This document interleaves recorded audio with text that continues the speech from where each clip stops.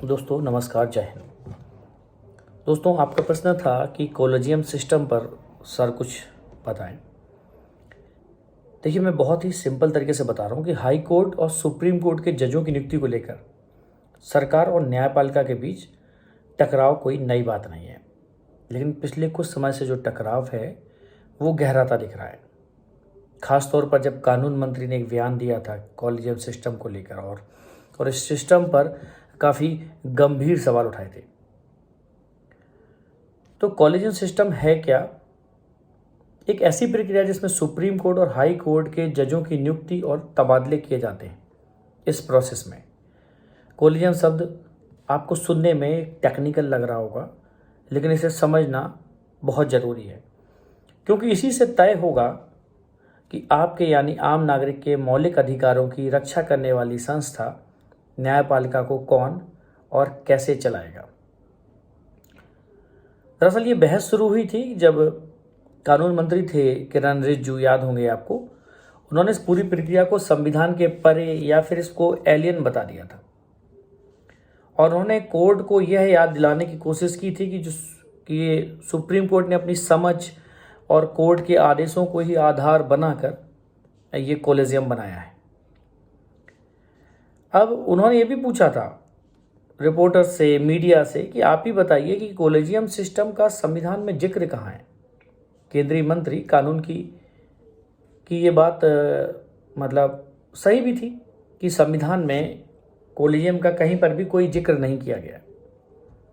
तो अब ऐसे में यह समझने की ज़रूरत है कि कॉलेजियम व्यवस्था है क्या और वह कैसे काम करती है।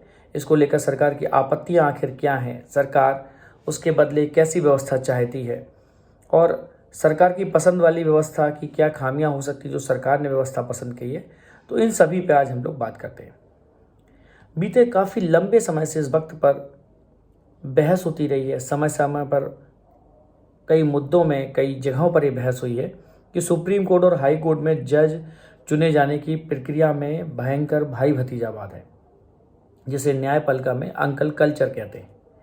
यानी ऐसे लोगों को जज चुने जाने की संभावना ज़्यादा होती है जिनकी जान पहचान के लोग पहले से ही जुडिशरी में ऊंचे पदों पर होते हैं। ऐसा एक कॉन्सेप्ट है। अब कॉलेजियम में भारत के चीफ जस्टिस और सुप्रीम कोर्ट के 4 जो सीनियर मोस्ट जजेस होते हैं वो मिलकर बैठते हैं। ये 5 लोग मिलकर तय करते हैं कि सुप्रीम कोर्ट में कौन जज होगा और ये नियुक्तियां कैसे होंगी।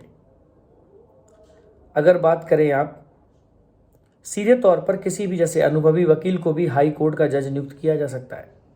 हाई कोर्ट में जजों की नियुक्ति भी कॉलेजियम की सलाह से ही होती है। तो सुप्रीम कोर्ट के चीफ जस्टिस और हाई कोर्ट के चीफ जस्टिस और राज्य के राज्यपाल उसमें शामिल होते हैं। अब कॉलेजियम बहुत पुराना सिस्टम नहीं है, लेकिन इसके अस्तित्व में आने के लिए सुप्रीम कोर्ट के 3 फैसले जिम्मेदार हैं, जिन्हें जजेस केस के नाम से जाना जाता है। कि पहला जो केस है वो 1981 का है, जिसमें एसपी गुप्ता का केस था। इसे एसपी गुप्ता केस नाम से भी जाना जाता है, जिस मामले में सुप्रीम कोर्ट ने कहा था कि जजों की नियुक्ति के लिए चीफ जस्टिस के पास एकाधिकार नहीं होना चाहिए, और इस बात की ओर इशारा किया गया था कि इसमें सरकार की भूमिका भी होनी चाहिए।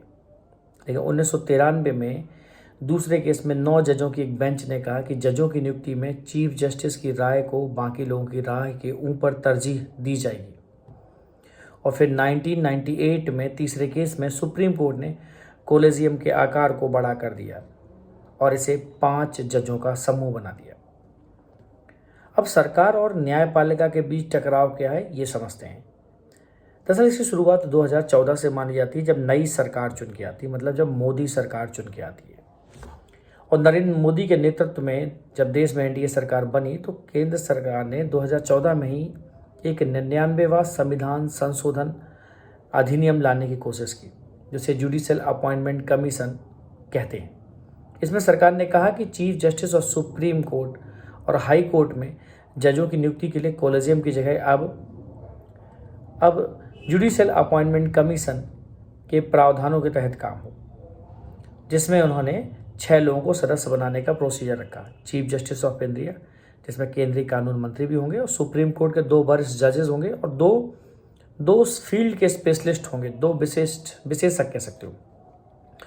और इन विशेषज्ञों का चयन प्रधानमंत्री, विपक्ष के नेता और सुप्रीम कोर्ट के चीफ जस्टिस के 3 सदस्यीय पैनल को करना होगा, जिसमें यह भी प्रोविज़न किया गया कि 2 विशेषज्ञ सदस्य हर 3 साल पर चेंज होते रहेंगे, बदलते रहेंगे। लेकिन 2014 में संविधान संशोधन करके केंद्र सरकार ने कुछ अहम बदलाव किए।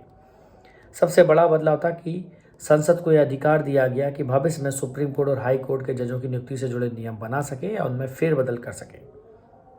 लेकिन अक्टूबर 2015 में सुप्रीम कोर्ट ने इस जुडिशियल अपॉइंटमेंट कमीशन एक्ट को संविधान के आधारभूत ढांचे से छेड़छाड़ बताते हुए रद्द कर दिया। अब सरकार के फैसले पर सुप्रीम कोर्ट की आपत्ति क्या थी, थोड़ा इसको भी समझने की कोशिश करते हैं कि सुप्रीम कोर्ट ने क्या कहा।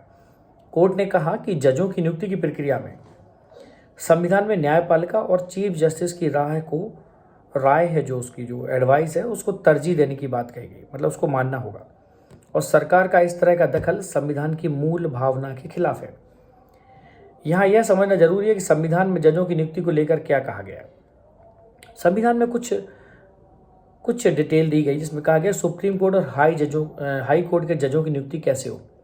इसके लिए सुप्रीम कोर्ट और हाई कोर्ट के वरिष्ठ जजों से विचार विमर्श करके ही राष्ट्रपति जजों को अपॉइंट करेंगे। हमारे संविधान का एक अनुच्छेद है 217, वो ये कहता भी कि राष्ट्रपति हाई कोर्ट के जजों की नियुक्ति के लिए चीफ जस्टिस ऑफ इंडिया, मतलब राज्य के राज्यपाल, और हाई कोर्ट के चीफ जस्टिस से विचार विमर्श करके ही निर्णय लेंगे।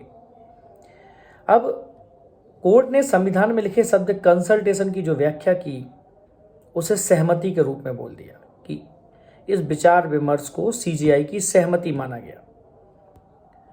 मतलब सीजीआई जो एडवाइस देगा उसको आपको मानना पड़ेगा। दिल्ली हाई कोर्ट के रिटायर्ड जस्टिस थे RS लोधी, उन्होंने भी कहा था कि संविधान में जो लिखा है उसमें कहा गया कि राष्ट्रपति चीफ जस्टिस से कंसल्टेशन करेंगे, ना कि सहमति लेंगे। लेकिन सुप्रीम कोर्ट ने अपने फैसले में विचार विमर्श को सहमति में बदल दिया। मैं भी मानता हूं कि संसद सुप्रीम है, और अगर आप किसी प्रोविजन से सहमत नहीं है तो आप उसे संसद में दोबारा विचार के लिए भेजिए या उसे रद्द कर दीजिए। अब जस्टिस सोधी ने यह भी कहा था कि सुप्रीम कोर्ट खुद के लिए कानून नहीं बना सकता, इसे हाईजैकिंग ऑफ पावर कहते हैं, जो सुप्रीम कोर्ट को नहीं करना चाहिए था लेकिन उन्होंने किया। अपने फैसले सुनाए और वो अधिकार अपने पास रख लिए जो आपके पास नहीं, संसद के पास होने चाहिए। तो रिटायर्ड जस्टिस लोधी का यह भी मानना था कि संविधान में कहा गया कि राष्ट्रपति जजों की नियुक्ति करेगा और सीजीआई से हर पहलू पर चर्चा होगी, लेकिन राष्ट्रपति संसद का मुखिया होता है, वह मंत्रिमंडल की सलाह पर ही काम करता है। ऐसे में सीजीआई को सुपीरियर कैसे बनाया जा सकता है। तो अब मुद्दा ये नहीं है कि सोधी जी क्या कह रहे हैं, मुद्दा ये है कि सरकार और न्यायपालिका के बीच शक्ति संतुलन बहुत जरूरी है। दरअसल संविधान में सरकार और न्यायपालिका के बीच शक्तियों का जो बंटवारा है वो स्पष्ट तौर पर दिया गया है। सुप्रीम कोर्ट का काम है कि संविधान और लोगों के मौलिक अधिकारों की रक्षा करे, और इसके लिए वह विधायिका के उन फैसलों की समीक्षा भी कर सकता है जो उसके अनुसार संविधान की मूल भावना के अनुकूल ना हो। अब पूर्व एडिशनल सॉलिसिटर जनरल विकास सिंह जस्टिस सोधी से थोड़ा अलग राय रखते हैं। उनका कहना है कि मैं इस बात का पक्षधर हूं कि जजों की नियुक्ति में सरकार का कोई दखल नहीं होना चाहिए और ना ही ये जिम्मेदारी सरकार के पास होनी चाहिए, क्योंकि अपने फायदे के लिए सरकार नहीं चाहेगी कि सही लोग नियुक्त किए जाएं। अब सवाल यह भी उठता है, जब सरकारें ही जज नियुक्त करेंगी तो सरकार को चुनौती देने वाले जनहित के मुकदमे में किस हद तक न्याय की उम्मीद की जा सकती है, क्योंकि सरकार का चुना हुआ व्यक्ति सरकार के फैसले को गलत ठहराए, इसकी कितनी उम्मीद आप कर सकते हो, ये आप खुद समझिए। सुप्रीम कोर्ट ने जो किया वो सही किया, ऐसा विकास सिंह ने कहा। और एक संविधान एक ऐसा दस्तावेज है जो इन्वॉल्व होते रहना चाहिए आपके डेली लाइफ में। सुप्रीम कोर्ट ने अपने कंधों पर बड़ी जिम्मेदारी ली, लेकिन जजों की चयन प्रक्रिया में पारदर्शिता ना लाकर वह उन जिम्मेदारियों पर खरा नहीं उतर पा रहे। मुझे लगता है कि कॉलेजियम एक सही तरीका था, लेकिन वक्त के साथ वो अब वो काम नहीं कर सका जिस उम्मीद से उसका गठन किया गया, ऐसा विकास सिंह जी ने कहा। जब से कॉलेजियम बना है तब से उसने योग्यता के आधार पर नियुक्ति और इस सिस्टम में पारदर्शिता लाने के लिए कुछ नहीं किया। तो फिर इस रस्साकसी का अंत कैसे हो, आपके मन में विचार आएगा। दरअसल सुप्रीम कोर्ट कि जस्टिस संजय किशन कौल ने किरण रिजिजू ने उस समय बयान दिया था उस पर आपत्ति जताई थी। कहा था कि हो सकता है कि आपको किसी कानून से शिकायत हो, लेकिन जब तक वो कानून लागू है तब तक उसका सम्मान होना चाहिए। अगर जज सरकार किसी कानून को नहीं मानने की बात कर रही है, अगर आज सरकार किसी कानून को मानने की बात नहीं कर रही है, तो कल वो किसी अन्य कानून पर सवाल उठाते हुए उसे मानने से भी इनकार कर देंगे। तो कॉन्ट्राडिक्शन क्रिएट हो जाएंगे, कॉन्ट्राडिक्शन नहीं, आपस में काफ़ी क्लैश क्रिएट हो जाएंगे। कुछ कानूनों को सरकार नहीं मानेगी और कुछ को न्यायपालिका नहीं मानेगी। तो न्यायपालिका के कामकाज में पारदर्शिता लाने की मांग उठाते रहना चाहिए। इमरजेंसी के समय जब सरकार ने न्यायपालिका में दखल किया तो उसके बाद सुप्रीम कोर्ट संविधान की न्यायिक व्याख्या करके कॉलेजियम सिस्टम लाया। आज वो व्यवस्था पूरी तरह अगर फेल हो गई है, सरकार को ऐसा लग रहा है कि किसी भी हालत में जजों को सियासत से दूर रखना जरूरी है, लेकिन जज ही जजों की नियुक्ति करे, ये भी थोड़ा सा अटपटा लगता है। तो जजों की निष्ठा संविधान के लिए होनी चाहिए, ना कि किसी एक व्यक्ति के लिए।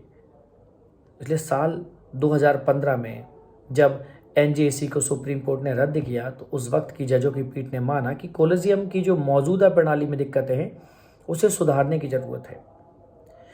क्योंकि सवाल ये है कि संस्थाओं में सुधार करने वाली न्यायपालिका ने खुद में रिफॉर्म को लेकर बीते इतने सालों में क्या पहल की, और अगर नहीं की तो क्यों नहीं की, ये बहुत बड़ा मुद्दा है।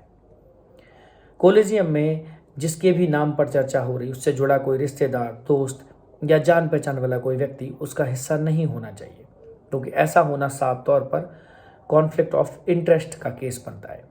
कॉलेजियम का एक सचिवालय होना चाहिए जहां बैठकों में क्या चर्चा हो रही है उसका रिकॉर्ड रखा जाना चाहिए, किस आधार पर नियुक्ति हुई इन सब की जानकारी होनी चाहिए। और साल 2016 में सुप्रीम कोर्ट ने कानून मंत्रालय से मेमोरेंडम ऑफ प्रोसीजर यानी एमओपी में संशोधन करने को कहा।